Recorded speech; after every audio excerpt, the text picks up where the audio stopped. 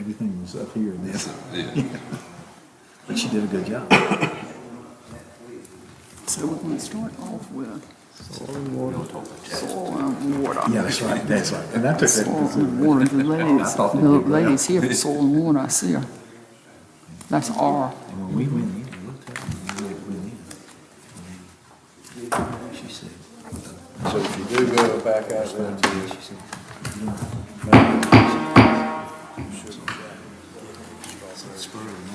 This budget work session is now back in, I'm reconvening the budget work session.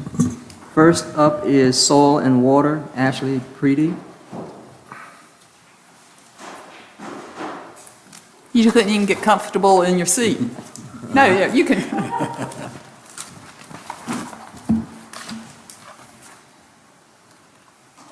I don't really have anything special that I'm asking for, just our typical things that we ask for every year, so if you don't have any questions about it, I'll try to answer, but Anybody have any for the work questions? y'all do. Yes.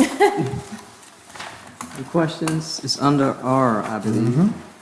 it looks pretty simple to me. it's normally I Oh, pretty agree with simple. that. Y'all did a nice job. Yeah.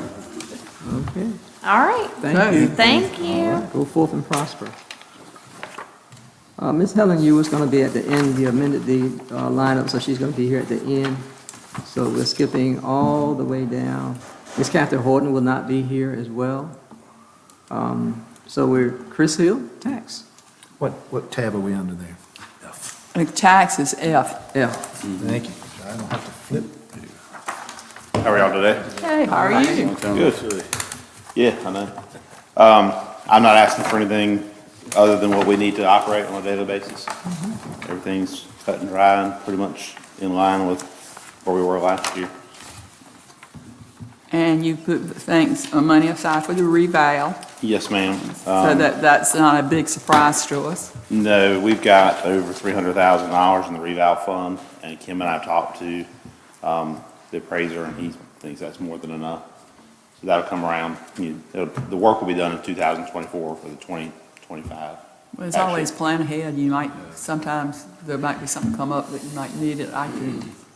How about software? I know one time you mentioned software, and you're updated on that, or? Yeah, I mean, the main thing for us is we would like to see some higher internet speeds. That broadband is coming. Yeah, that's the main, our software will run a lot better. There's no problem with the actual software, but we need 2 new computers that Warren knows about. And we do need a faster internet speed. You need more gigabytes. Right, yeah. We're hoping we're working on that. We're working on it. You're at the top of the list. Everybody's at the top. I tell everybody the same thing. You're at the top of the list. I understand. It's coming. Yeah. I don't have any questions, Madam Chair. The evaluations that's gonna be done in '24, is that for like land use values or? Yes, sir. Okay. Yeah, they will reappraise every piece of property in Gates County, whether it's a cemetery, whether it's a church, whether it's this building. There'll be a reappraisal of all land and buildings in the county. And you have to do it every 8 years at least. Some places do it every 4 years. Yeah, and some bigger counties like Wake and Mecklenburg, they do it. I know Wake is moving to do it every 2 years because things change so drastically there. In our opinion, 8 is enough for Gates County because, we don't have the RTP that's sitting over here that's bringing in, hundreds of thousands of dollars of jobs and homes, and there's not a huge subdivision going up on every street corner like there is in Raleigh. So, we feel like the 8 years is enough, and the Department of Revenue agrees. It's just it's too expensive for us to do it that often. How about storage of records? Do you have plenty of storage space? We recently moved a bunch of records back in, I don't remember, Jason Sample can help me with that. We moved a bunch of records over to the old prison to give us some room for. And there's a retention schedule. You only had to keep certain records for so many years. Right, and most of it is 10 years. So we shredded a lot and we moved a lot over to the prison. So, Where we have already have a lot of records over the prison, so that's why we put them, Yeah. consolidated them all over there together, so we have more room. okay. Very good. Thank you. But you, I have one question, because Joey has been here the last couple of days. Am I meeting with you all at 4:30 on Friday? Yes, you are. Okay, she said 4:30, but I saw the meeting date said it was 3, so No, 4:30. I'll see you at 4:30. Thank you. Thank Thanks, you. Let's see, where are we? Board of Elections, I don't see Ms. Riddick. Okay, I hold her spot. Sheriff A. Campbell, hold his spot. DSS Other Services and DSS Judiciary Fund, Willie Smith. Okay. Tab number? S. All right.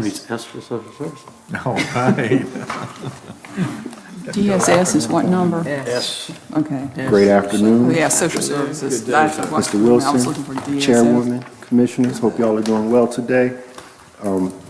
As the county manager's brief summary of the budget kind of comments on that, we're currently looking to reclassify a income maintenance caseworker position to an adult protective services position. That's the main kind of thing we really, I believe we need, due to the fact of how we're currently staffed from the protective services side. To give you a little bit of insight, we only have one adult home protective services individual that can go out to different sites, whether it be someone who's on special assistance or Gates House, to do oversight and making sure all the individuals that are there are safe and they're meeting the current safety requirements. So allowing us to have this additional adult protective services worker will in turn allow this individual who's currently in a home specialist position to go out and be out in the field a lot more often and do a lot of screenings and oversight. In addition to that, with this worker, we're looking to potentially make them a hybrid. So on top of adult protective services work, they'll be able to be trained in child protective services work. So it's kind of killing two birds with one stone.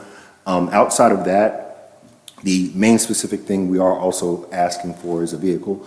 Our current one, in my opinion, is very outdated. I wish I had the mileage right in front of me right now, but I don't have it off the top of my head. But we are looking to procure a new vehicle.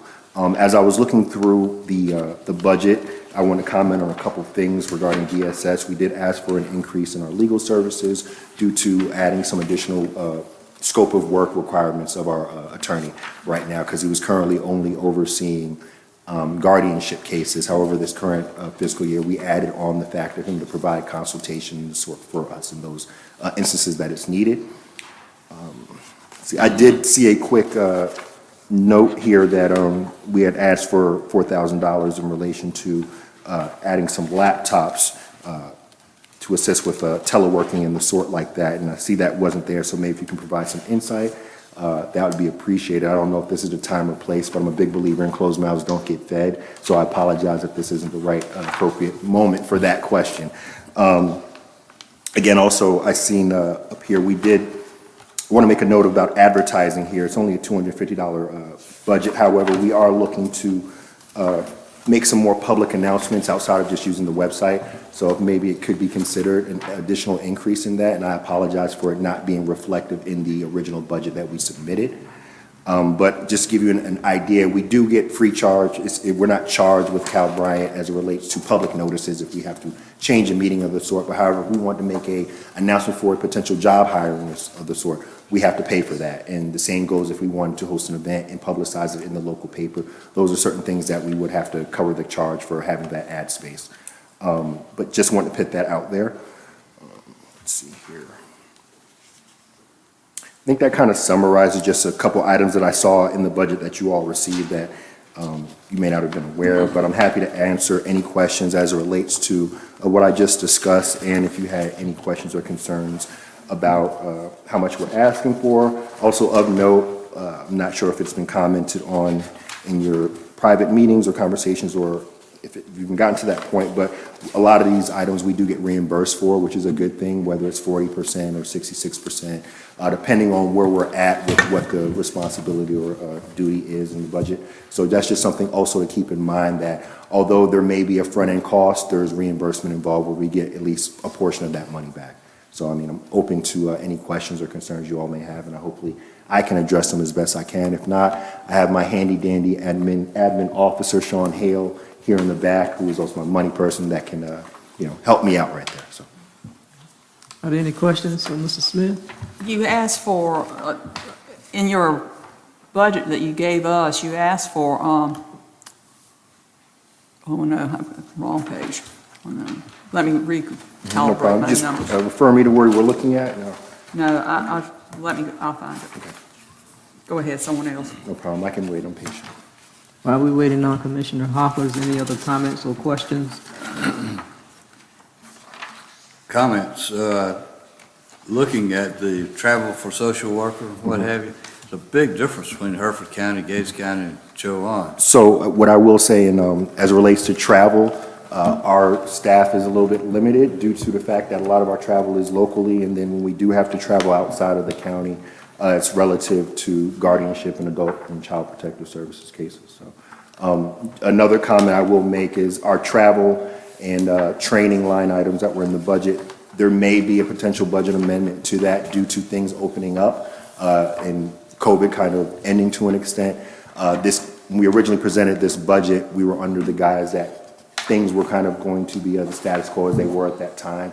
However, as the need for training has come more and more to my attention, I do feel that it's a slight concern of mine that we may need to revisit you all at a later date and time in reference to that. So you're saying that this is probably not, that this budget, your figures in this budget are likely to change? What I will say is that we are going to do our best to be fiscally responsible with the amount that you do give us in order to effectively manage that. However, if the need does exist where we feel that training is needed for a specific staff member and it is available and it's not through video conferencing of the sort and we have to send someone there, that may potentially be a request. Hopefully I worded that right. You did. In other words, you're saying travel may be actual travel instead of Correct, Zoom, correct. instead of virtually. Correct. That's what he's saying. We like realistic budgets. No, I can assure you that was as We don't realistic like at for the people to come time. in August and say, we need so much more money. And again, and that's why I said it, I worded it the way I did. We're going Okay. to be as responsible. and Just wanted you to fiscally- know that's what we. Definitely, I understand. From my understanding, historically, I've heard about some things when it comes to DSS and them having to come back to you all in the past, and we're trying to That doesn't work out well. alleviate that, as best we can.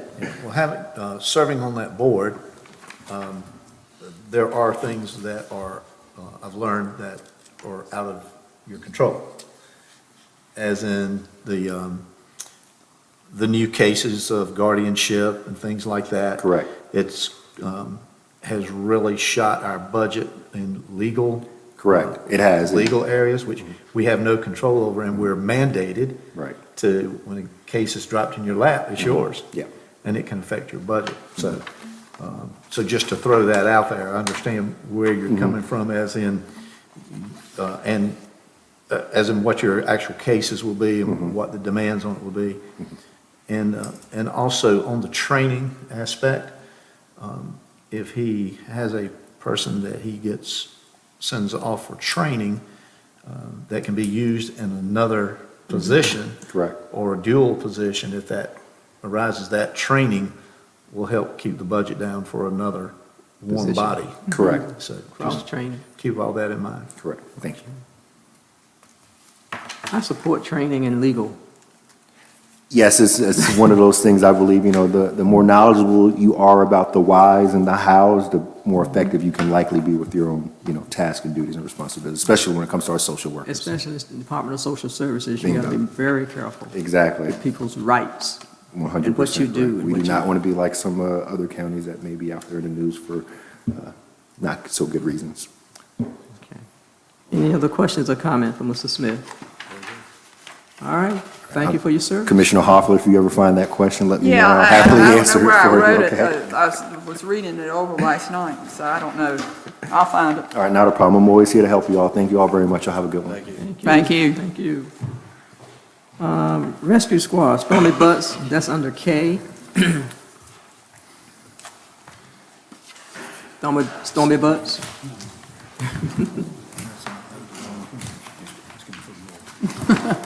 He wants the whole gang. We're not that bad.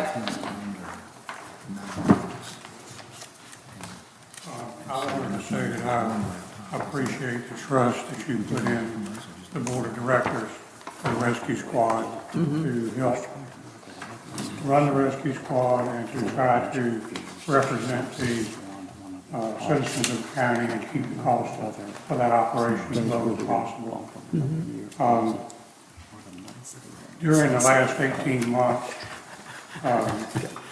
we've incurred a loss, a little over $100,000. And the only reason we've been able to keep doors open is that we got a receipt from Medicaid, and we also borrowed from the Hoffer Trust Fund. We had to borrow from the Hoffer Trust Fund just to make payroll. So that tells you how close we were to not being able to meet our bills.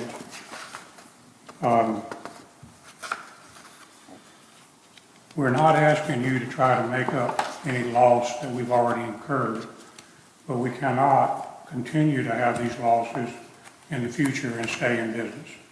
We are a business, and I don't mean this to sound harsh in any way, but our board of directors voted to support the bid for $1,091,281, and they voted for this unanimously. Could you repeat that number? $1,091,281. We feel that we can't operate on any less. And I would ask you to look at our history and what we've asked for and whether or not it was close to what we actually needed and spent. I think you'll see that our history is pretty darn good. We haven't created any surpluses for the department. This line item is a bid for services. It's not intended as a negotiation. If it can't be accepted, then we'll go from there. It's not meant as an ultimatum in any way, but that's what we feel we have to have in order to be able to operate in the next year.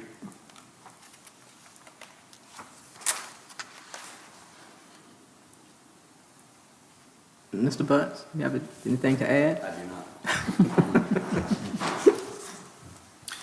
Does anyone have any questions for? Oh. Come on up. I wonder if I could add one. Sure. Sure. Can you speak into the mic because people are watching? Serve as vice chairperson for our board, but I want to speak to you just as a person that lives in the county. Our family has used the rescue squad 4 times. And like the rest of you, when you call, it can't get there fast enough. No matter how fast it gets there, it's not fast enough. And the last time we used it, granddaughter in the snowstorm. That snowstorm we had, the peak of that, I think it was 3 o'clock in the morning, something like that. They were there, got her to Edenton, and everything went great. But, you can't pick when that happens, but that's when it happened. But they couldn't have been any better. She had a good experience, as bad as the experience was in some ways. But I think of my wife's face, and I didn't know if we were going to lose her or not. And but they couldn't get there fast enough. Did a great job, and she's fine now. But whatever it takes, speaking as a county person, whatever it takes to keep that service, 2 trucks, fully manned, paramedic level, I think we deserve that. And a lot of times they're both out at the same time, even now. And we're not talking about increasing more than what we have. We're trying to keep what we have and keep the people in their positions and not going to some other county where they're paid a little bit more. And so, whatever you're in a tough position, and I think we all know that, making everything stretch. But medical services, we all need it, We know what it costs if you go to the doctor's office. I went yesterday, day before yesterday. And it's expensive, the equipment's expensive. We gotta keep the trucks going, we gotta keep them, as new as we can and running. They don't wanna break down on a trip. So, just a personal note. Thanks. Any questions from the commissioners? How many ambulances do we have? We own 5. We staff under the contract currently 2 24 hours a day. 2 24 hours a day. 2 people. per- 24 hours a There's 2 day. people on each ambulance. So 2 people. 4 people are staffed 24 hours a day. In the daytime, that flexes up with admin and myself.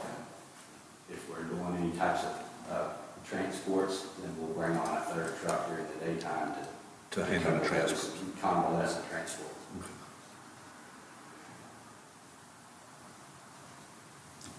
Any other questions or comments?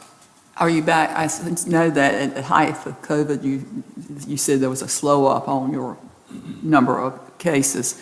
Is it back up to normal levels now? Our 911 numbers are about 20% higher than this time last year, which puts us back at pre-COVID 911 numbers.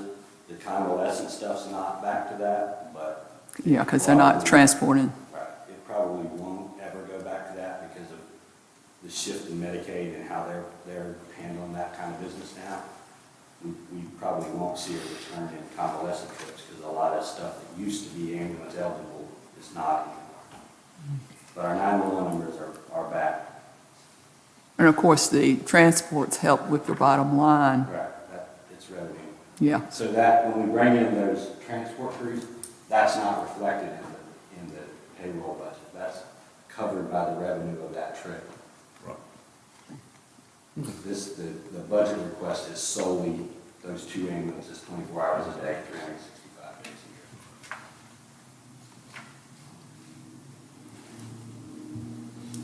a year. Any other questions or comments? Thank you. Appreciate and it. thank you for what you do. Thank you.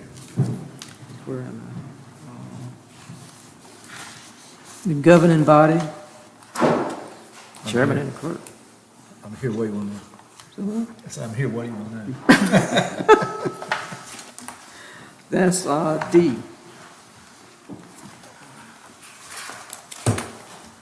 Most of the governing bodies dealing with training and conferences and things of that nature.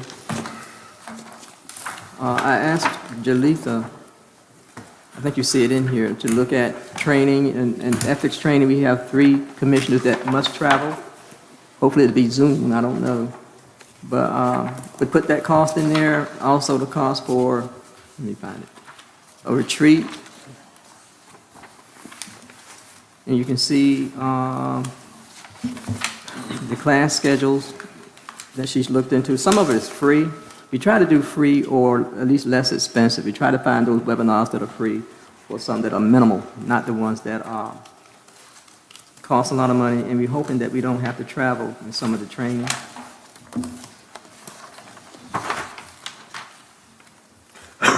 And the fees we have to pay for the North Carolina Association of County Commissioners. All those fees we pay to different entities. Chrissy Byram has training in here as well.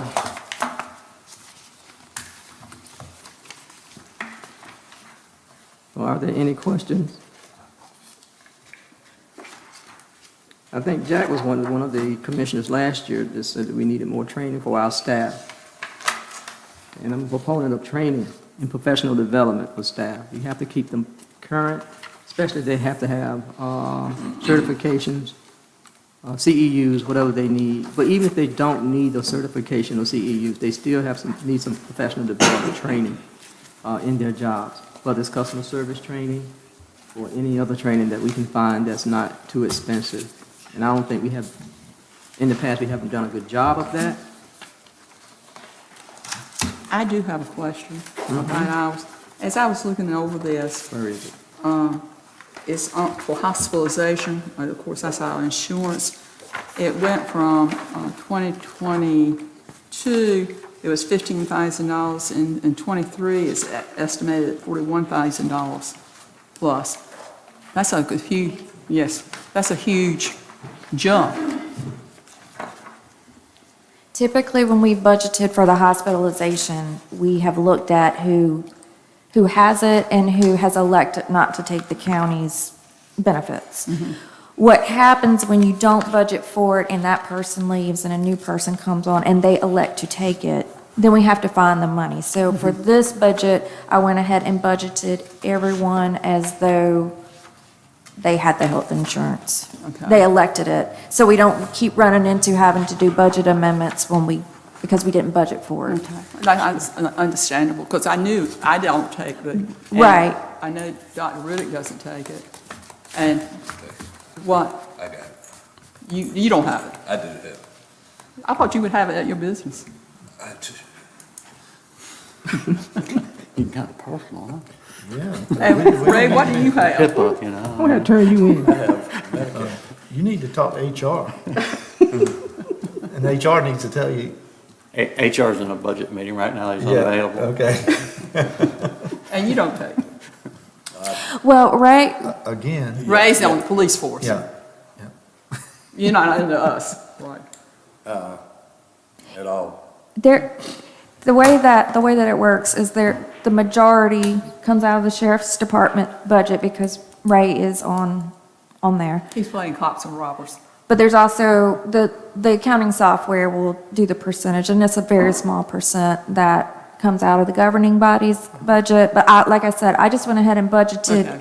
as if it was fully coming out of here. That was a good way to do it. Yeah. But it was just when I was looking at the numbers, I thought, Yes, it was a big because that's jump. almost triple. But that also, means if it stays consistent as well, there may be extra money in that line that may need to be used elsewhere Okay. in the budget. But it's there if we need it. Okay.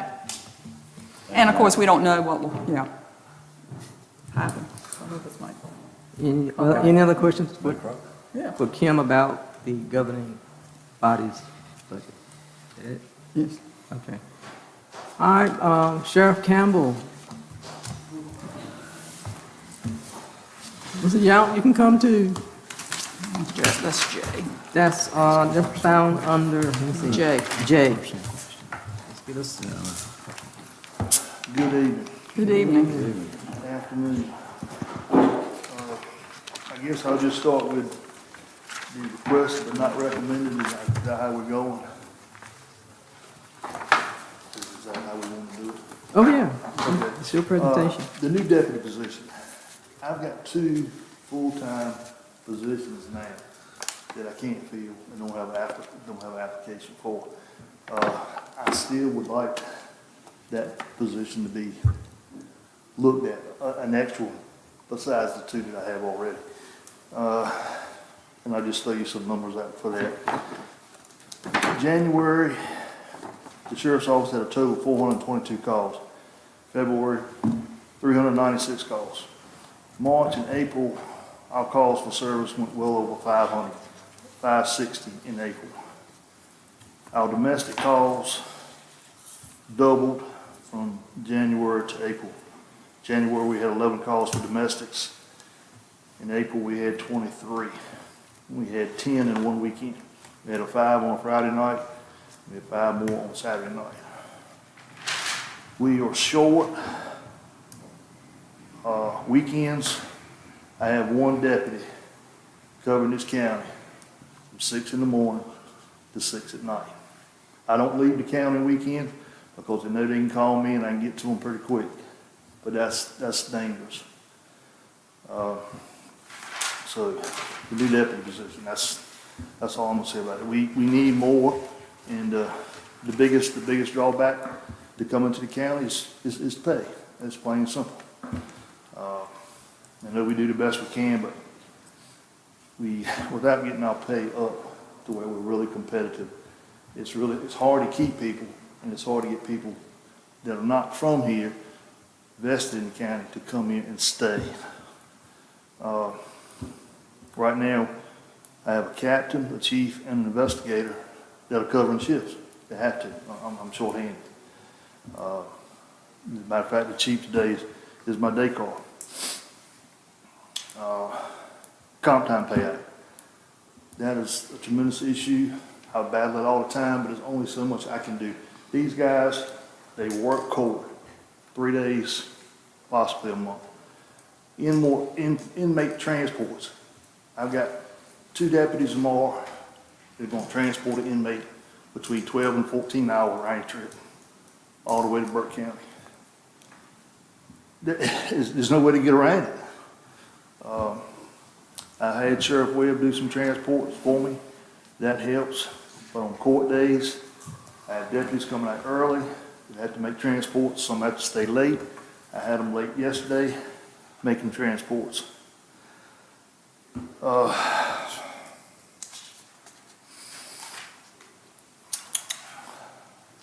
Another comp time thing that we're getting hit on, the one that's accruing a lot, is going through training to challenge the state exam.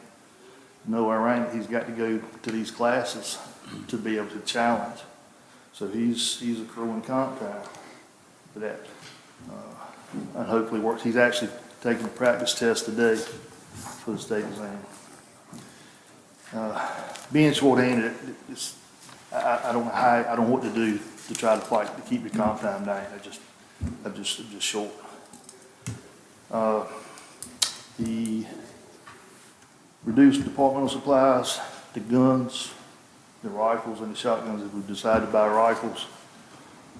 The $84,000 grant, we just purchased shotguns with that money, and if we need rifles, they'll be purchased with that money as well. Couple more things, the new vehicle.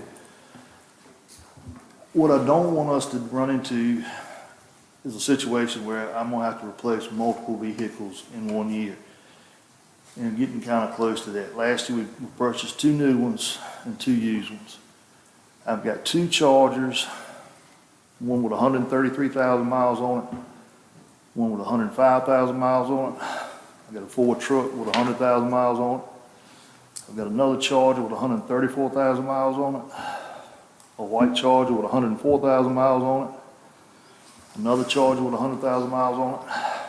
So we try to run these cars as long as we can, but you get to the point of diminishing returns. I just spent $1,000 on the front end on one.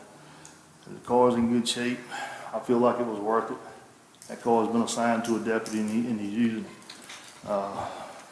If we were lucky enough to hire 2 more, I've got cars for them, but they're not gonna last forever.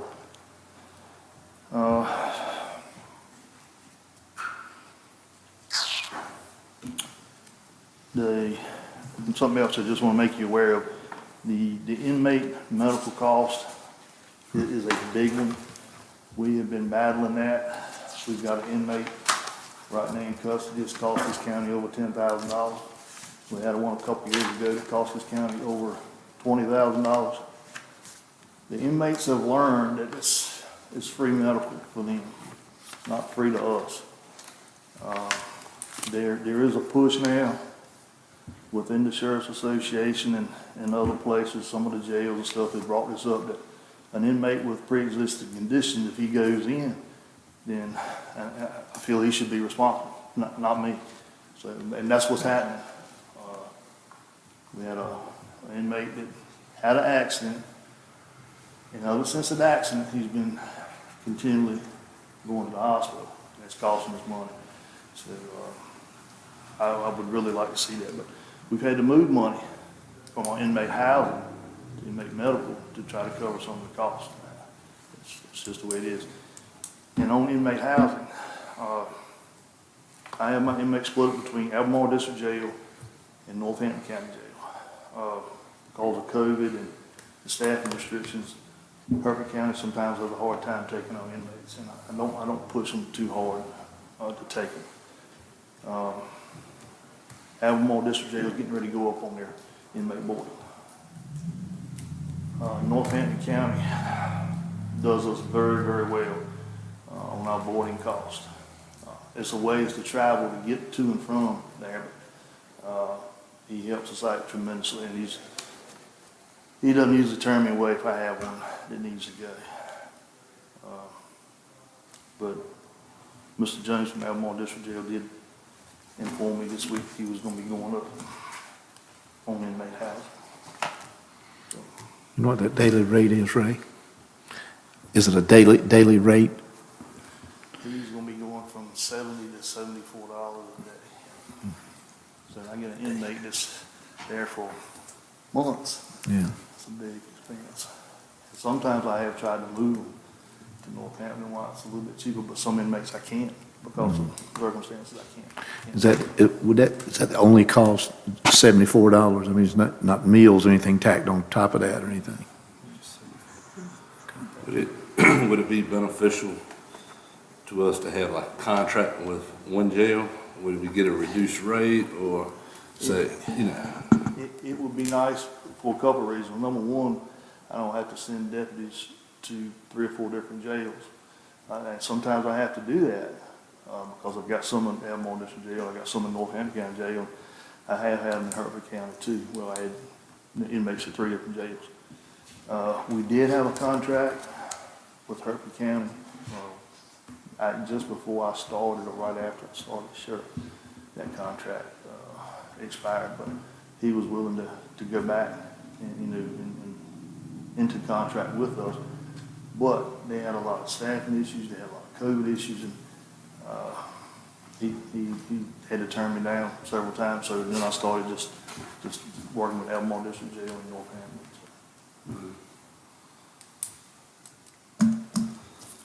Comp time payout, so pretty much not a way around that until we get back fully staffed. I wish, I was full staff. We had the strongest, biggest sheriff's office I think Gates County's ever had. And in 2 weeks, I lost 2 deputies. I had one with 12 years experience walk in and tell me, say, man, I'm done. I can't do this anymore. So he gave me 2 weeks notice and he was out. Well, it's a hard job in this current climate, wherever you're working, very hard. because of the public, It is. And I the guess way the y'all- public reacts. How many people are in when you have 2 vacancies, how many people do you have on staff? That would, so counting, SO1 secretary, that would be the total of 17. 17. With the two positions. Right now, I'm about 15. 17 is what you currently have as for staff. I mean, I had those two. but you have 2 vacancies, so you have 15. And one of those positions is a lieutenant position. I will not be filling that with a lieutenant position. It'll be a deputy position. So, Well, of course, because generally speaking, you hire and you work yourself up. So you have 17, And how many bodies do you have? 15? that's the secretary also. Okay. 14 with that. So 15 bodies 15 total. Total, yes, sir. so how many positions, I'm trying to get this straight. I heard what you're saying. How many positions are funded already? Even though even though people. You walked have off, vacancies. You still have vacancies, but how many? That would be 17. 17. I lost 2. So they're leaving for more money? One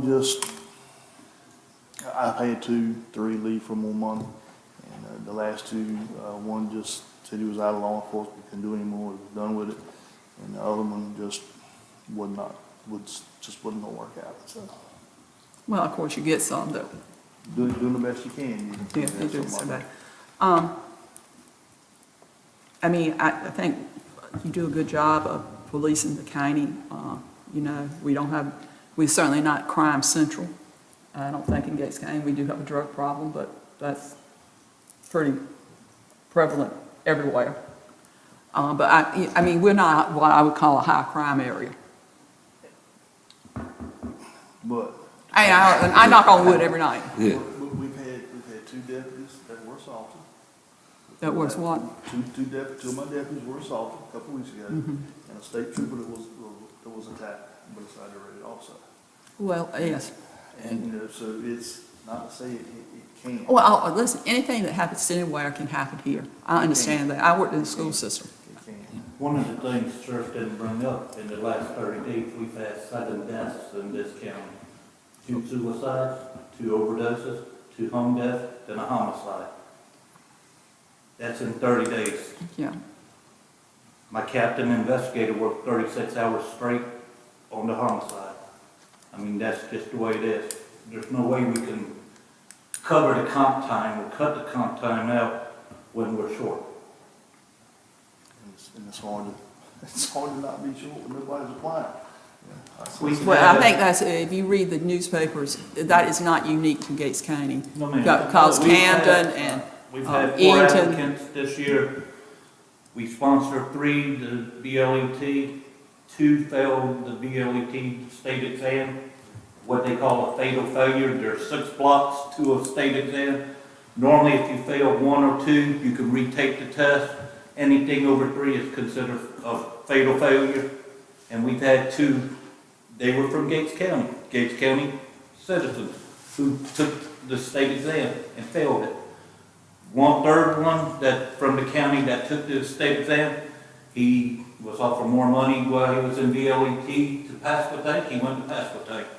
We already had him coming in to size up for his clothes, uniform, shirt, shoes, you name it, and, we need some more paperwork for him to complete the process, and, I didn't hear anything from him for a couple of weeks, and next thing I heard, he was. The 4th one that we hired, we sent his paperwork up to Standards. Standards did a background check. He wasn't truthful with his application, so they weren't going to certify him, so we had to let him go. I hope we didn't pay for all of these to take BLT. No, ma'am.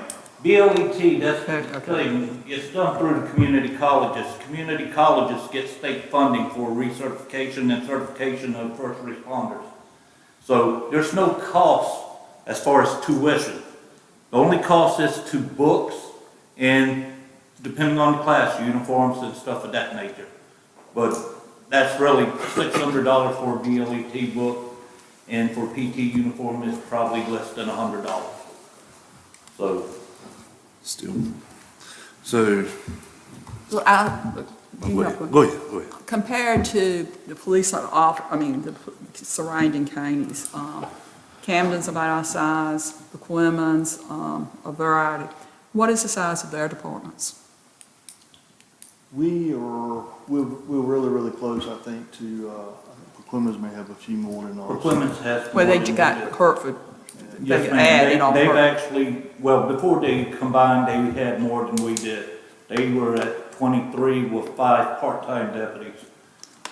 At that time, we were only like 15 at the time. Camden has roughly the same number, 20 to 23.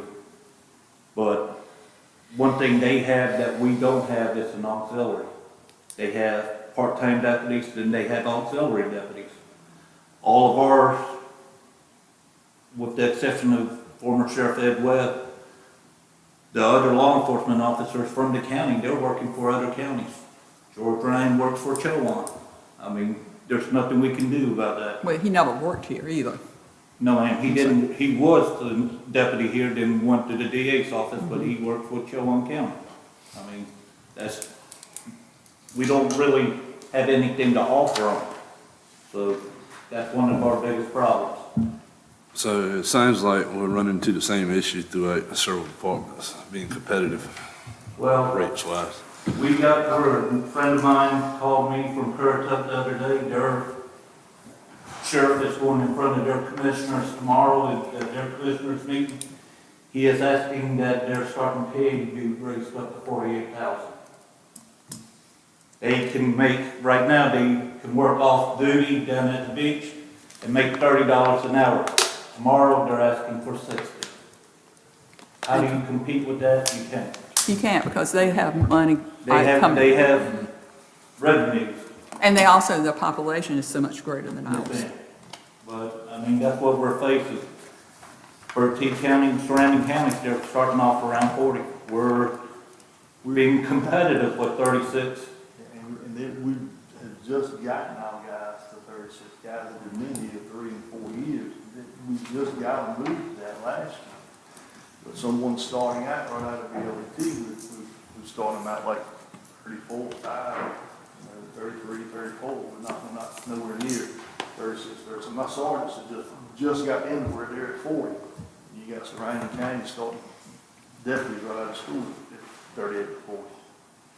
Well, I would just say personally, if I was going to go in law enforcement, I would not want to go to Pasquotank with that, because I read the paper every day. Yes, ma'am. Or I would not want to go to Clemens because of what's happening in Hertford. We have an awful lot to offer a new deputy coming out. Yes, Engaged. a lot of We have a lot, but the new guys coming out see one thing, and that's money. They don't see the career yet, because they don't know if they want to make it a career. I've got two right now, and I'm just holding my breath and praying that they stay with me a little while longer. But, they're from the county, they've lived here all their lives, they're in school here, and they want to work here. And that's the difference. Now, down the road, 2 or 3 years, with more certifications and more experience, and somebody throws in 75, 80 grand, they're out here. Any more questions? No, not questions, but kind of to comment on something Commissioner Hostler said about high rate crime. Something that sounds very low is domestics at 23 or whatever in that figure. Domestic is a very high rate crime. We don't think of it, when you hear the term domestic, you don't think about what it does entail. Domestic can very easily turn to a homicide, but it's going to be an assault probably, then it's going to tie up in court, and then it's going to go on forever. And that the sheriff's office is completely called from time to time to time to that same domestic. And that. I didn't mean to be making. But, no, I know you weren't, but. I was just saying, You know, the figures. I'm thankful for The our, sheriff brought up a night we had 10 domestic, we actually had to call in extra deputies that night because we actually had 2 at one time, and you're splitting a 2-man patrol to go to 2 different domestics by themselves. They're already outnumbered as soon as they get there, 2 to 1. So we had to call in extra deputies, that creates more comp time.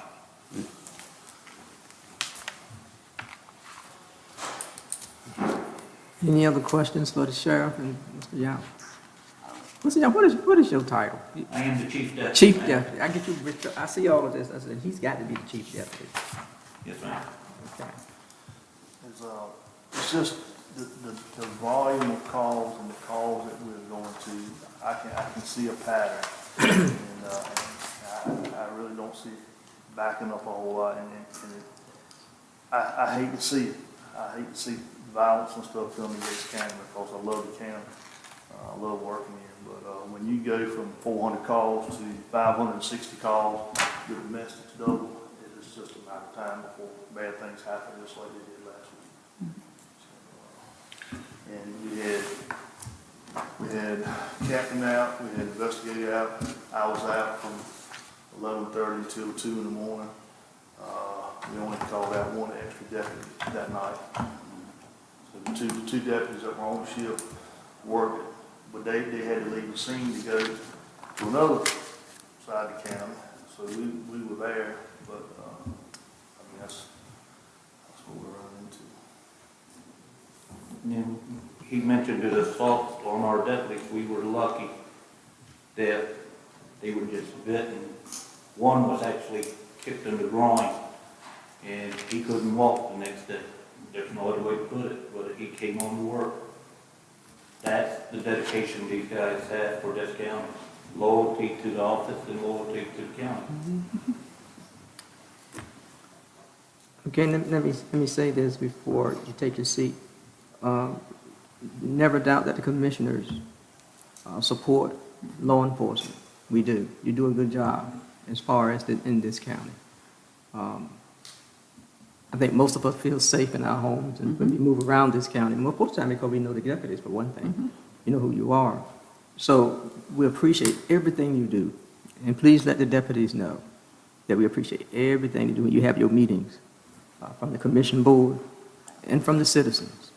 So you've taken a lot of notes, and we thank you for your presentation. I wrote all your facts down.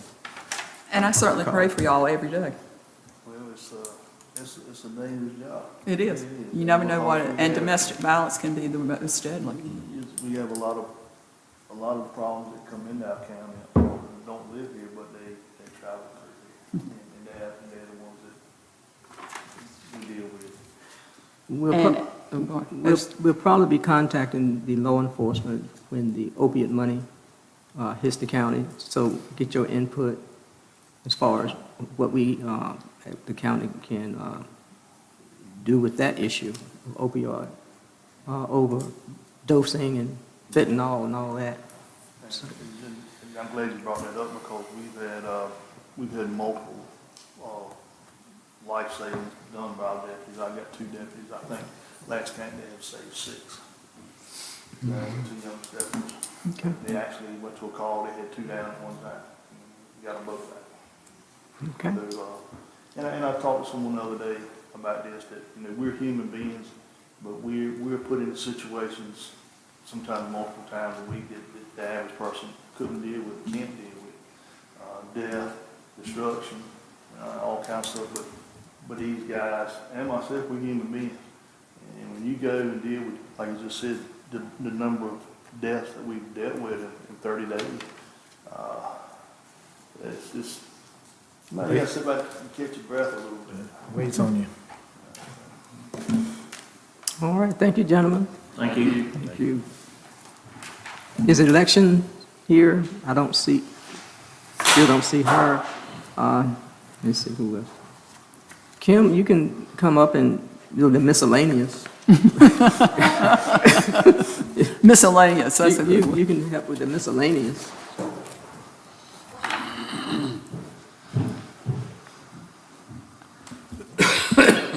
And that's special appropriations. Did you want me to just go down the list here? Yes, just go down the list. Where we Okay. at? Miscellaneous. It's the little box that's on the side. C, start with C, is that debt services. On the work schedule, it's the little box. I have lost my work schedule, that's why I have, I don't I have. think Ray's took it. I did. I was gonna copy it, but I forgot it wasn't in school. I don't believe it's on tab. It's not on tab, is it? Pass them out. C is debt service and legal With the, on my schedule all here. school. Is it? Can be removed. Is it? I'm just It's having this what? one. C. See, On this Oh, schedule. so it is in the book. Debt services. Yeah, it's in the book. I took it out earlier. It's in the book. Miscellaneous starts with a M. Well, I listed on the work schedule, the miscellaneous here.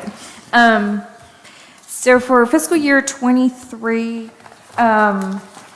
we will be paying off the DSS building. So I put in the last payment plus the money that we had set aside fiscal year 2021 to make that one big balloon payment. So that will be paid off in the upcoming year.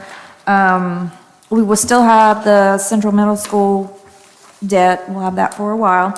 And then we'll have the installment payments for the financing of the radios. Hopefully, we will be able to put money aside and start paying that off early, so we won't have as much interest. But there was no money pulled from fund balance, from unassigned fund balance. This was all committed fund balance that is budgeted for. Is there any questions about the debt? What was that last thing you just said? I said there were not any dollars pulled out of unassigned fund balance. This was all from committed.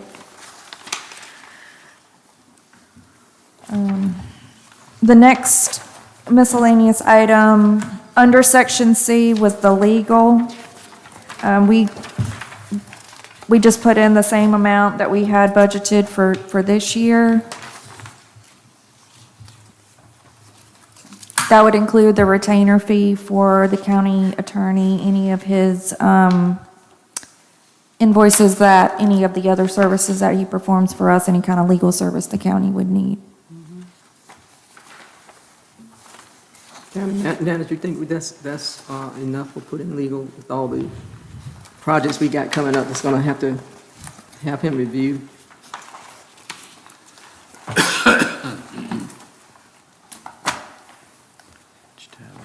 Still on, so. What's I'm trying to next? find it. Are you looking for the legal? Legal. It's right Um, at the back before you get to D. There's several things in that one section. Got it. The last page, before D. The last thing in that C, stapled together.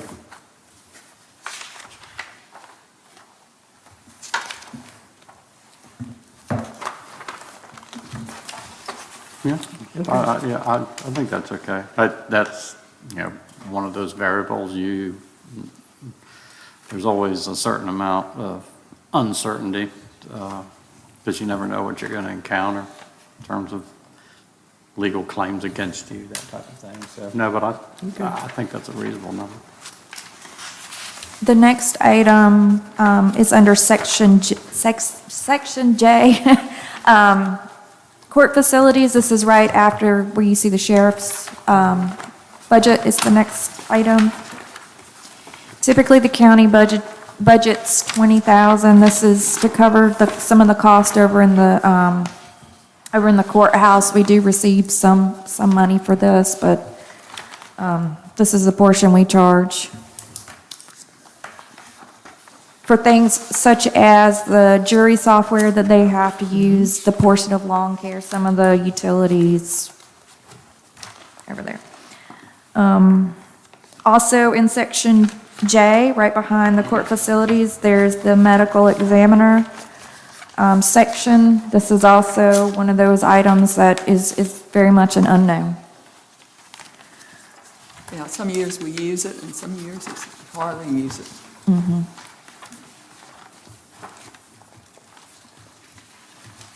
Okay, next section, Section M for the animal shelter.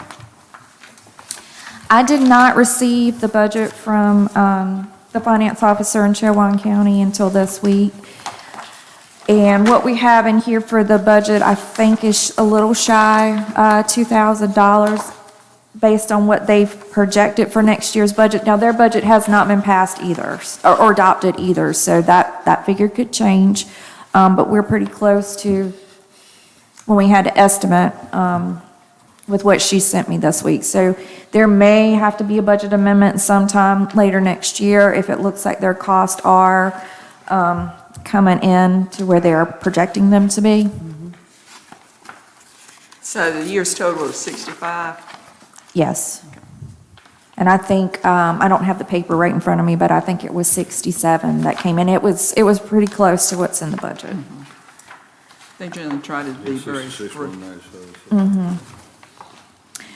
The next section, forestry, that would be under Section O. This is the county's portion that we pay each year. They typically send in what the county's share will be, but that may not be how much we actually pay. That this is an estimate.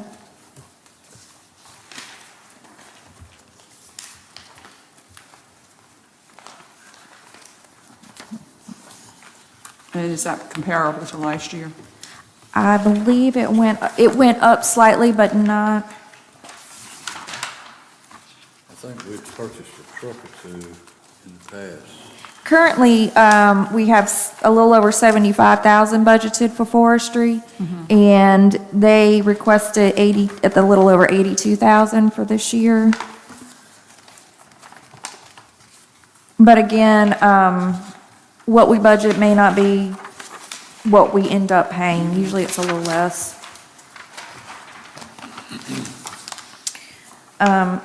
Next section, Section S, we'll be looking at the health department, and should be behind all the Department of Social Services information.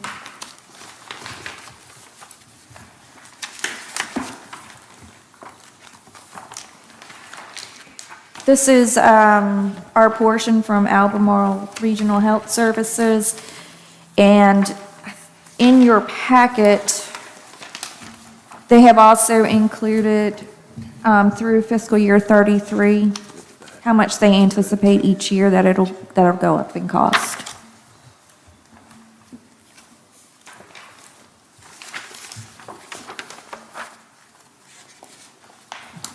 So it's gone up a little. Yeah, but they, I mean, they have sent us this every year since they had started to increase it. I think they were trying to do it slowly, so we weren't hit so much at one time. Right after the health department, the mental health resources, one of these line items is the ABC 5-cent bottle tax money that we receive. Basically, it comes in, the county pays it right back out. I believe it goes, I believe it's paid to Trillium, but I'm not. It says paid a trillion. I believe so, but that's off the top of my head. 30, That's the 3,500. okay. So there's a revenue line, whatever we budget in that revenue line for the 5 cent that comes in each month, there's a expenditure line that's budgeted equally, and that's where we pay it back out. So it washes itself out. Comes in, goes out. Yep. And then the other portion is what we pay to Trillium.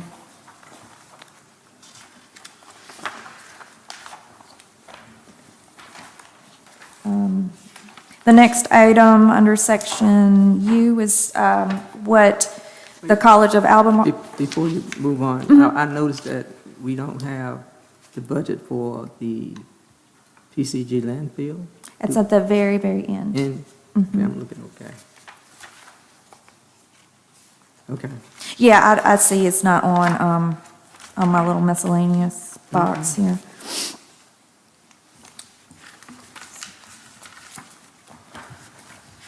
Next one is what? Section U, and this is for COA. They've requested $6,000 again. That's what they've requested as long as I've been here. I don't.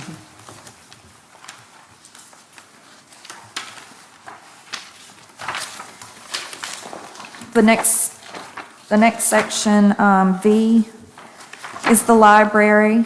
They, if you recall, they've stayed pretty consistent with their budgeted amount. This year, they did increase it slightly from 98,000 to a little over 102,000. I mean, it's not a huge increase, but their costs are going up. And I would think maybe some of the part-time labor, they have to pay the $15 per hour.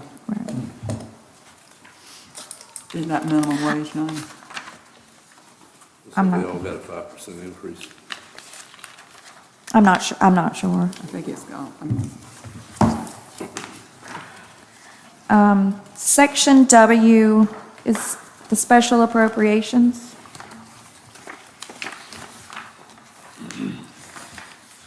I did not receive any requests from anyone that we typically don't receive the request from. We have the Beaver Management Program, the Gates Partners,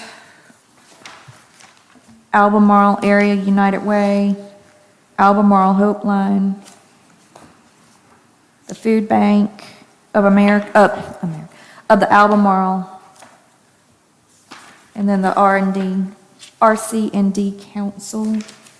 The only significant, the only amount that was a very significant amount was the Food Bank of the Albemarle did request over 104,000. And last year, or this year, I believe it was 2,500. So, Significant increase. Well, there's been a lot with COVID, with, gyms. They provide a lot of food for the gyms. and the Gates County Housing Committee as well.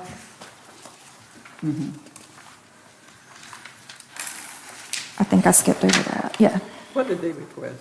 7,000.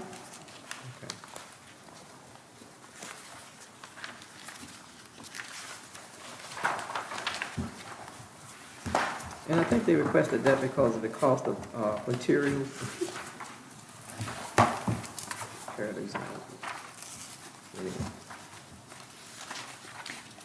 Yeah, I believe for the most part, the requests were essentially the same of what they have requested over the prior fiscal years. The next section right after the special appropriation will be our transfers. This year, again, we'll be transferring the $36,255 from the general fund to the revow fund. That's the amount that we've put aside the past few years. And then the amount that comes in for Article 44 sales tax that we then transfer out to a special revenue fund to help offset the debt for the Central Middle School project. Those are the only two transfers that are in this budget, and there were no funds budgeted in the general fund contingency line.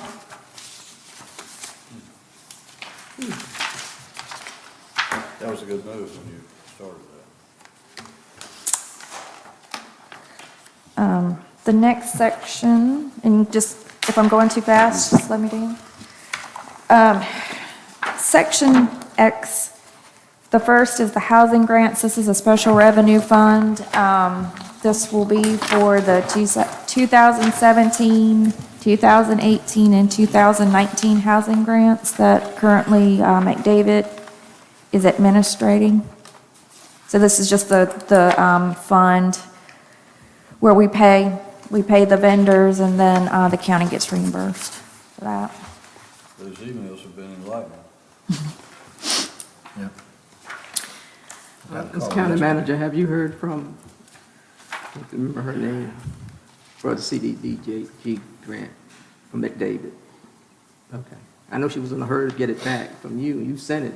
So she wanted the hard copy. She advised that she would not provide a response until she received the original signed letter. And that was sent in certified mail. Okay. So, Yeah, I got a call yesterday from one of the candidates. Just asking when. Oh, one of the houses, one of the citizens, okay. Yep. It's a hard conversation. It's a hard conversation. Oh, yeah. And I'm having it regular. I'm initiating, I've gone from not waiting to going out and visit, I mean, just to hold their hand, you know. you need to initiate a lawsuit. And I've had a couple of calls from the ones that the houses have been delivered, that they've stopped work on them. Because there's work to do on the inside, you just don't set it there. I'm like, They haven't finished. We'll move on. yeah, we move on. Just an FYI. Thank you. I haven't said anything to the county manager, but I know he's on top of it, Yeah, or under it. I assured them that we were unhappy and marching on their They could behalf. finish up before that they got, on site. Right after the housing grant information, there's a miscellaneous special revenue funds. 3 of the funds are listed here. Fund 20, that is the Gates County Sheriff's Office restricted fund. That's for the unauthorized substance tax. That's specific for the sheriff's department. Any kind of fines or forfeitures that are, I guess, through a court case, that it's assigned to the sheriff's department. That's what's in that fund. There's a revenue line that matches the expenditure line for that fund. For Fund 24, that is our, where our ARPA funds are. I just budgeted $500,000. We can do a budget amendment at any time to increase that. You have a revenue line and an expenditure line. And then the Fund 29 is what I was speaking about earlier, where we take that Article 44 sales tax, transfer it to the special revenue fund.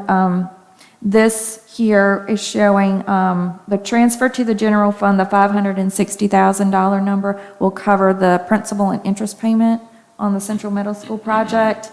And then based on how much we projected we would receive, that puts another $189,000 back into that fund for the year. So it covers the debt payment plus. We get more to put to the side. The last section, Section Z, is the solid waste, with the landfill, the convenience sites.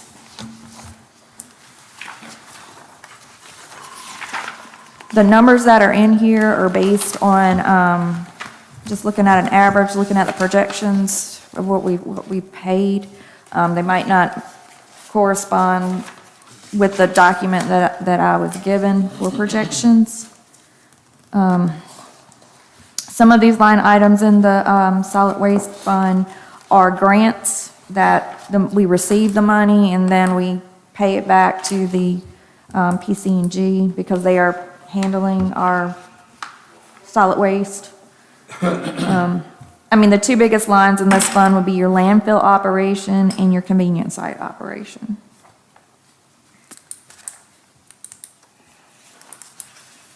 And just to say that in the future, we're going to have to do some work on the transfer station.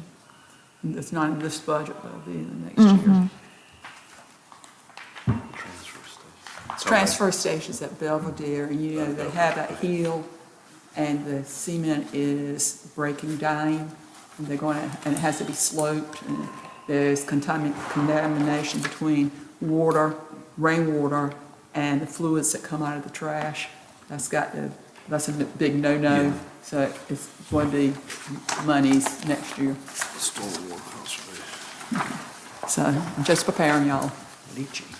Did anyone have any trouble following the explanation of how to read the new budget report? This is, Yeah, Okay. because you can look at the history. yeah, going back, the years that you went back, you know, to give us that was very helpful. Yeah, and it was pre-COVID, then it was COVID, you could tell where that hit for some of the things. And like I said, to keep in mind that we did revise the chart of accounts, so some of the history isn't necessarily, it's hard to compare because we have revised our chart of accounts, but moving forward, it will be more comparable or easy to compare. Just the tab on at the beginning of each one that said requested but not recommended, and those items under there, Yeah. that was It saved made it a whole lot easier to. saved a lot of research. Saved a lot of research, absolutely.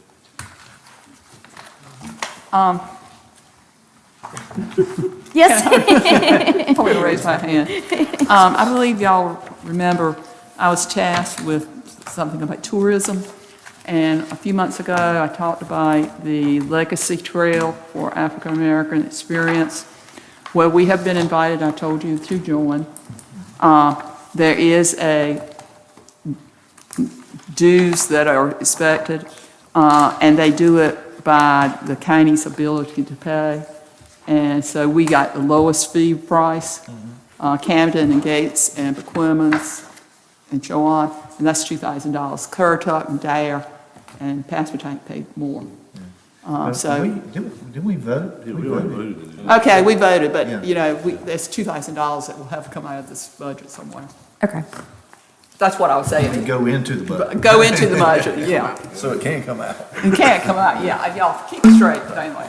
Well, like I said, when It's a when you- special appropriation, I guess, I don't know. is it a special appropriation or is it a due? Like, It's is it- due, they're going to send us a Invoice. invoice. Okay, because I was going to say, if it is a due, it's not a special appropriation. Just like with your question with the hospitalization and the governing bodies, you know, we know that there's going to be a little bit extra in there. We can do a budget amendment. And this goes, I'll also tell you what it goes for. All the counties, those original counties, they had hired a person to be responsible for all the marketing. They do the publicity, they do the graphics, they do all that. It's not on, the county doesn't have to do anything. They will furnish you that. And they have one person, because no county could take that on. So they hire somebody. Okay, Ms. Outland, Yes, ma'am. I have not seen Ms. Riddick Clytiel with the Board of Elections budget, so we don't have visibility of that. She did stop by my office this morning. As you were aware, her last name has changed because she's, when she got married. And I sent that email request out to her, what I thought was her new email address with the new last name. And she didn't get it. She just happened to hear that there was a budget meeting this morning, and because she's right in the middle of election, she wasn't sure if she's going to be here this afternoon or not. Okay. Did she have any concerns about her budget? Let's see. That was G, wasn't it? There was one item that she had mentioned to me, but she never gave me a figure for what to put in there, so it is not included, but this was something, if she had been here, I think she was going to discuss regarding comp time. She had mentioned that maybe her budget needed comp time for comp time payout, but she never gave me a figure, so that was not included in there.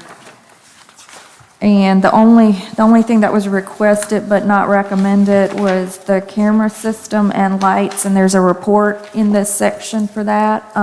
That was over $12,000, I believe, for that. That had to do with Homeland Security suggestions or something like that, didn't it? Yeah. And lights, do you remember specifically what the lights were about? In your packet behind the report, I have- there are two invoices that Crystal had gotten estimates on, $10,000 one. the 10,000 and then the 2,000. And that kind of will lay out for you what they were gonna do. I know they have a camera system in there, because I've been in their office and they have the monitor, so you can They see have it. monitors, I know. So they want to change it. I saw the information, the estimates and everything. It's in this packet, but they have a camera system in there. I don't know any other information about it other than that had been a request. So Of she and I course, didn't. Of course, next year, there's no elections, so their budget would not have to be as much. I think the cameras is just out front. I think it Yeah, was out front. suggested to go around back. Something, Really? yeah. But I'm just saying, next Yeah. year, they don't have the elections, so there's more money if they got the same amount of money, there'd be money in there. Mr. County Manager, there's a theme of comp time that sometimes come up. This board need to understand, we know what comp time is, we know what that is, but how is it, how can I put this? Do they have policies for comp time? Because, somebody should be monitoring that and keep it within the budget or something. I do know that there should be policies around comp time. You just don't have comp time. Just don't, somebody work and then all of a sudden you got comp time. So that's my question as far as when people ask for payouts of comp time, is there a policy for an employee earning comp time? I've discussed comp time and, a manager or department head's responsibility in monitoring that. And sometimes comp time is unavoidable, especially, as was heard here just recently, when you have departments and you have a number of vacancies, the work doesn't stop. And unfortunately, yes, people do have to work the comp time. But where it can be, if you know somebody is going to be working additional hours on a certain day, and if you have the ability to give them that same time off during that week without it affecting, the workload, that there's nothing time critical, then that's what should be done. Everything possible to try to keep that person, the 37.5 or the 40 hours. But sometimes it's a matter of it's just not being managed properly, and then sometimes it's because of the workload, and then if you couple that with understaffing due to vacancy or other reasons, yes, comp time becomes very difficult to avoid. I know comp time is beneficial when you have vacancies or sickness or, people have to work beyond their normal hours. What I'm not asking,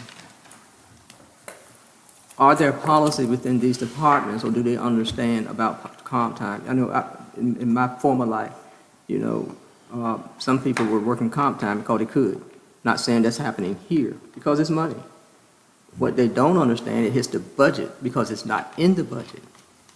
So that's why I'm concerned, because as we look at efficiencies, you know, if you're not addressing comp time, it can get out of hand. It really can. Not saying people don't have to work comp time because of, like you said, vacancies, can't fill them, somebody's out sick, something happens. I understand that, but what are the policies around that? Are they managing it appropriately so that, if they earn comp time, they earn comp time? But it can't be abused. Well, here's And what do my take on it would be. Right. There may be a couple of departments that have a likeness where comp time comes in, and they probably don't, never have any, or have just a little bit. Whereas the sheriff's department is a completely different animal.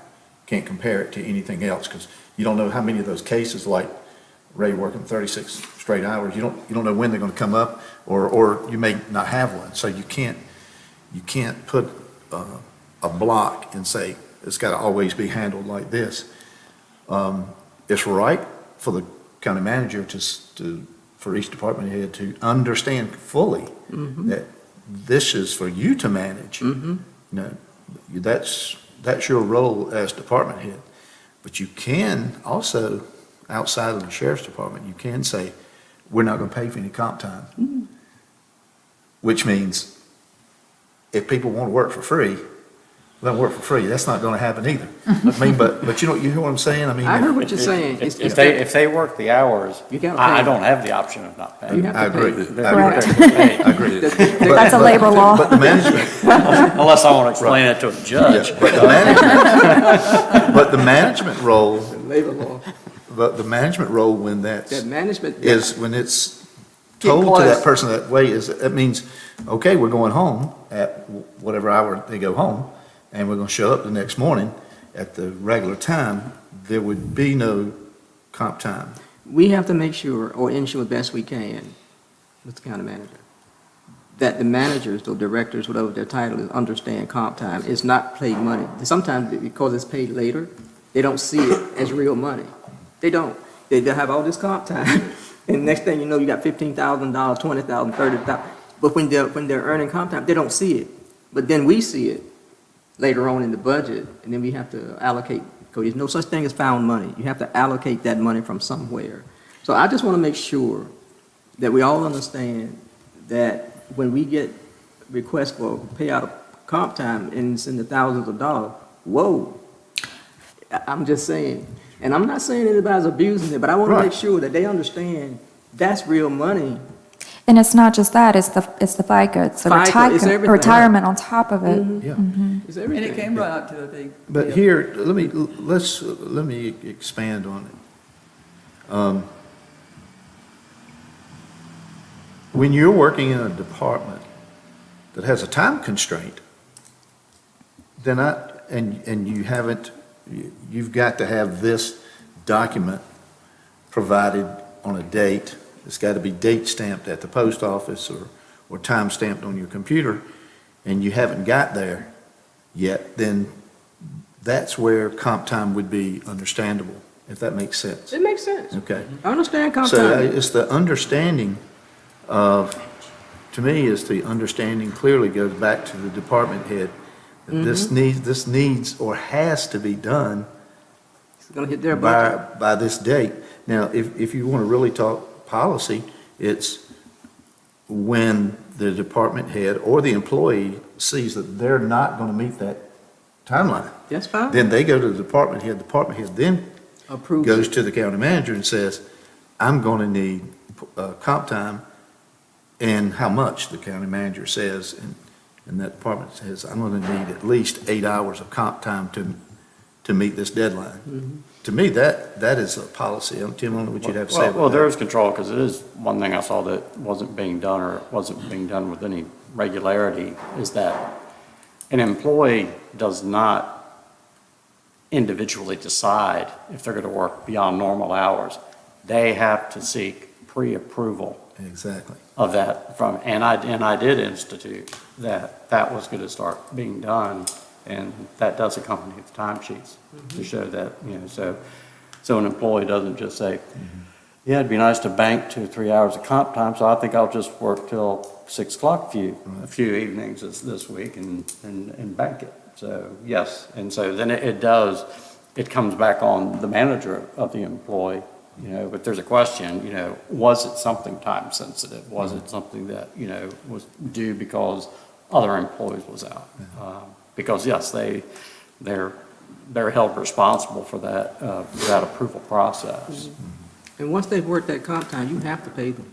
Yeah. Oh, I understand, That is I understand not- that. Or And- they Can't you get give them 8 a hours day, off the a following day or the day week after. Yeah, or- and it doesn't have to be after. I've even told department heads in advance, if you know that an employee is going to be at a meeting, you know, after work, probably be there about 3 hours. If you can let them off at 2 o'clock, you know, if they have to do that on Thursday night, if you can let them go at 2 o'clock on Tuesday afternoon, let them go at 2 o'clock and that way, you know, the whole thing is to try to keep the hours within that week, whether you do it in advance of anticipated. I used to have billing inspectors that hated that. I knew that they were going somewhere for training and it's like, and because the work was covered, it's like, congratulations, you're off Wednesday. Yeah. And they said, but I didn't know you're off Wednesday. And that's how you avoided the comp time. And the other thing about comp time, I've actually been an advocate of overtime pay more than I've been comp time. Because comp time is there. It's a liability. You're going to pay it. And it's sitting there so many hours, 100 hours, and every time that employee's salary or wage increases, that liability increases. It gains value over time, where with overtime pay, the way I read it, there's 2 advantages. You're paying for the value of what you got at that time. The other problem I have with comp time, if you're already having vacancies and so forth, for every hour they're working, I'm not really getting an advantage because somewhere down the road, they're going to be gone for an hour and a half. With overtime pay, no, they get paid for that time and I don't have to worry as a manager or when I was a department head.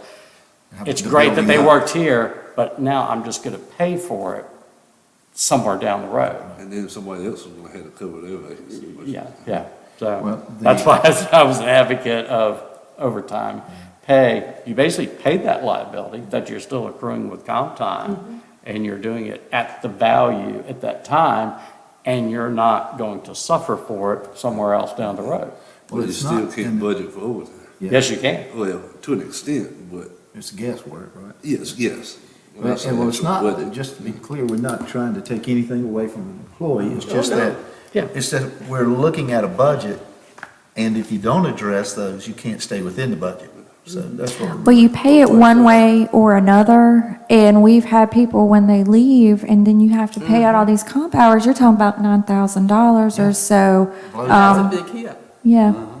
And then you have to tell a department head, no, you can't post this position yet because you're gonna go in the red, because we had this huge payout, or we have to do a budget amendment, or, It's a snowball. it is. And see, the other thing is flex time. But Educate everybody on that. But flex time is just for employees that aren't eligible for compensatory time. And it is a benefit that's given by this board, and this board does not have to give that benefit, and it's nice that you do. It's an hour for hour.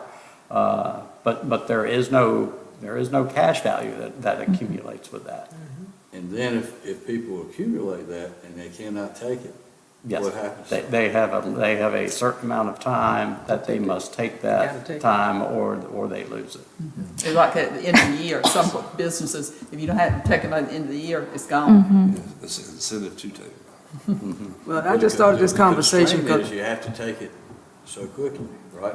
yeah. Yeah, it's fairly short, and I don't mind that, you know, because of the workload, you know, an employee can't take it to extend that a little bit, but yeah, it's a relatively short, I think it's just a matter of Gates months. County is very generous with theirs, coming from a university when it came to comp time, because we were very strict on not letting people get comp time.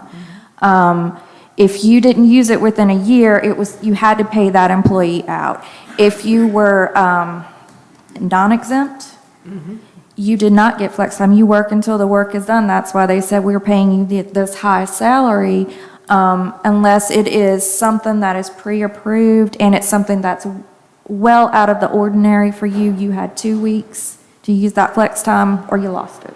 You never got paid out. Yeah. So that's why I said Gates County is very generous with, I think it's a month. You have that in that pay period. Yeah, and it's like, it's a benefit that this board does give employees who do not earn that, but it is for an hour basis. And there is no cash liability associated with it. Good discussion. I brought it up for a reason. Now you see why. So now everybody knows that it's not free money. Right. It's a liability that's hanging out there until Kim stands up there and says, well, you got to. Is that in our policy? We don't have a policy. Well, we do have a policy. In fact, what brought to attention is that we got the balances to where they were supposed to be. With the process. And we do have the pre-approval that's being done now. But yes, it is each department and each department head, agency head, they have to make that call. Am I able to keep this person at the 40 hours? And like I said, a lot of that is workload that you presently have, is the work time sensitive, and also vacancies, they definitely play a factor. Okay. Good discussion. Thank you, Kim. I see Ms. Ewer. Is that Ms. Ewer sitting back there? Yes, that's That's Ms. Ms. Ewer Ewer sitting back there. in her Come on lime up. green t-shirt. Ms. Ewers had her hands full. We passed there and y'all had the little kids ring the ambulance. I hope that was a part of your demonstration. Well, we do Progressive Ag Safety Day, which Progressive Ag Foundation sponsors it. So it is not just agricultural safety. So we usually have the rescue squad there for first aid, the fire truck there to talk about fire safety. The Mill Pond comes and talks about water safety. This year we added mental health and well-being and cyberbullying. And these are fourth graders. These are 9 and 10-year-olds. And the things that they shared were just mind-blowing, that they're dealing with, that they're weighing on their mind. It's all out there. Really is. Jack, It Jack, really this is is. on the cue. Yeah, thank you. I'm already back. And Bennett looked like he was having a good time every time I saw him. Did it? Yeah, his He'll probably teacher, tell you about it his tonight. teacher told me to take him with me when I left. So I do apologize for not being here at 2 o'clock. I have been busy outside all day, so my face is probably red and my hair is probably sticking up. We did not have any extraordinary changes or requests in our budget. We did have a vacant position that has been vacant since the 1st of August this past year that will be filled June 1. And so that position was part of our request because it is a position, it's a 3-county position that we share with Chowan and Paquemmons. And that person will start June 1 and we'll be fully staffed again. So Okay. if you all have any questions for me, I'll be glad to Do a good job. do my best. And I'll say that Helen has helped, very helpful about the North Carolina Farms part of tourism. It's very helpful. Thank you very much. And just to toot our 4-H program, we have a Genesis Parent Night tonight, which is the JCPC funding that we receive. Is used for our Genesis program. And our personal chef that is preparing our meal is a former Genesis participant. And he started in Genesis before I was back as the county director, but he was a very, the program made a difference. And Is he the one that is, worked with one of the teams or something? yes, he worked with the Edenton Steamers. He went to Kentucky and competed in the national outdoor cooking competition several years ago. So we're we're really excited to have Daquan Freeman back. Yeah, I started saying, I remember. He cooked for us one day. He did, yeah, across the street, right? Yeah. Yeah.